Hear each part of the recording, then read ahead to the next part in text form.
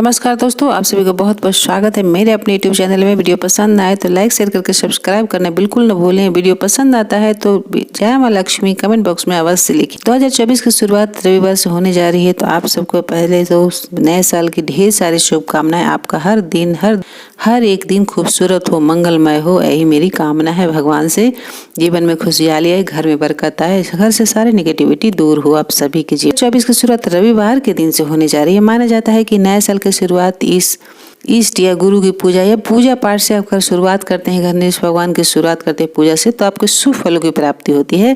कहते हैं ऐसा करने से घर में सुख समृद्धि तो आती ही है, सारे घर से नेगेटिविटी जितनी होती है वो सारे नकारात्मक ऊर्जा बाहर चली जाती है, यानी समाप्त हो जाती है। आप उससे छुटकारा मिल सकता है। और मानसिक परेशानियां जितनी भी आ रही हैं, आपको शारीरिक परेशानियां या फिर आर्थिक परेशानियां, वो सारे इससे दूर होते हैं। तो ये जानते हैं ऐसा क्या क्या उपाय करें। कहते हैं कि साल के पहले दिन ही कुछ संकल्पों के साथ शुरुआत करनी चाहिए ताकि हमारे सभी मनोकामनाएं पूरी हो सके, हमेशा बरकत बनी रहे। पहली चीजें है कि हिंदू धर्म में तो सूर्य देव को साक्षात रूप में भगवान को ही देखते हैं, इसलिए सूर्य देव को सबसे पहले स्नान के बाद अर्घ्य देना चाहिए। बेहद ही शुभ माना जाता है। जो साल के पहले दिन से सूर्य दर्शन अर्घ्य अर्पित करते हैं, शुरू कर देते हैं आज के दिन से ही, यानी पहले दिन से साल की से भी आपको शुभ फल की प्राप्ति होगी, क्योंकि इस बार रविवार से ही शुरुआत हो रही है। तो रविवार वैसे भी सूर्य देव के ही दिन माना जाता है, तो आप इनसे शुरुआत करते हैं तो बेहद ही शुभ फल मिलेगा। दूसरी चीजें हैं, यदि कोई मंदिर है, शिवालय है, तो आप वहां जा सकते हैं। जल में केसर डाल करके आप शिवलिंग पे चढ़ाए, उत्तर मुखी होकर के जल अर्पित कर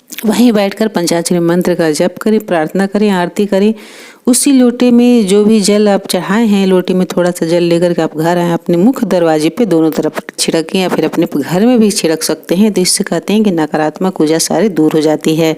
तीसरी चीज है कि सुबह इस दिन आपको ब्रह्म मुहूर्त में उठे तो बेहद शुभ माना जाता है, लेकिन सूर्योदय से पूर्व भी आप उठ सकते हैं। अभी ठंड का समय है तो मुश्किल थोड़ी होती है, तो उस समय भी उठे तो ज्यादा बेहतर रहता है। अगर आप सुबह स्नान नहीं कर सकते तो कम से कम उठ करके सूर्य भगवान का दर्शन तो अवश्य ही करें। बस ब्रह्म मुहूर्त में उठ करके स्नान के बाद मुख्य द्वार पे आप स्वास्तिक चिन्ह बनाए। पहले आप साफ सफाई कर ले, गौमूत्र छिड़काव करें, नमक अच्छा लगाएं, हल्दी बाद में आप नहाने के स्नान के बाद हल्दी मिला करके भी आप छिड़काव कर सकते हैं। इससे भी बेहद शुभता बनी रहती है। करके वहाँ एक दीप लगा सकते हैं, लेकिन ये ध्यान रखें कि दीप उजाला में नहीं, ब्रह्म मुहूर्त में अगर उठते हैं जिसमें अंधेरा होता है उसी समय दीप जलाना चाहिए और द्वार पूजन करनी चाहिए। ये अवश्य ध्यान रखना चाहिए, सुबह में नहीं करनी चाहिए। जो भी जल का छिड़काव होता है वो भी ब्रह्म मुहूर्त में ही किया जाता है, धूप निकलने के बाद नहीं करनी चाहिए। इन सब चीजों को अगर ध्यान रखते हैं, दिन से आप जो सुबह शुरुआत करेंगे, संकल्प लेंगे, वो आपके लिए कुछ ही दिनों में आप देखेंगे तो आपको समझ में आएगा कि कितने सारे बदलाव आए हैं आपके जीवन में।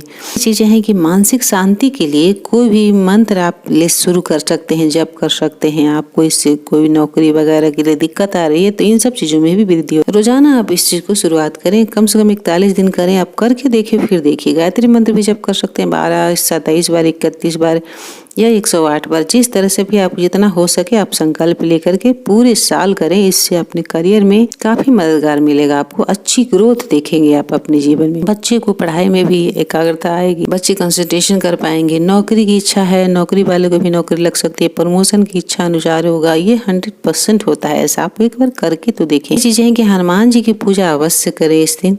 दर्शन अगर करते हैं तो बेहद शुभ फल की प्राप्ति। हनुमान जी कहा जाता है कि साक्षात रूप में धरती पे विराजमान है, जो भी इच्छा है वो अवश्य पूरी करते हैं। और जहाँ राम जी होते हैं वहाँ हनुमान जी अवश्य होते हैं। तो इस दिन से ये भी आप संकल्प ले सकते हैं, या घर में अपने कर सकते हैं, या फिर मंदिर जा सकते हैं। नित्य 1 बार चालीसा पढ़ने का या 3 बार चालीसा पाठ करने संकल्प ले सकते हैं। पूरे साल अगर ऐसा करते हैं तो आपको बहुत ही शुभ फल मिलते हैं। आप नित्य नहीं कर सकते तो मंगल या शनिवार को कोई एक दिन आप अवश्य निकालें, क्योंकि ये दोनों दिन प्रिय दिन माना जाता है। तो आप अगर ऐसा करते हैं तो बेहद शुभ फल की प्राप्ति होती है। सबसे पहले आपको गणेश जी की पूजा लेकिन अवश्य करनी चाहिए। लड्डू का भोग लगाएं और वही लोगों में प्रसाद बांट दें।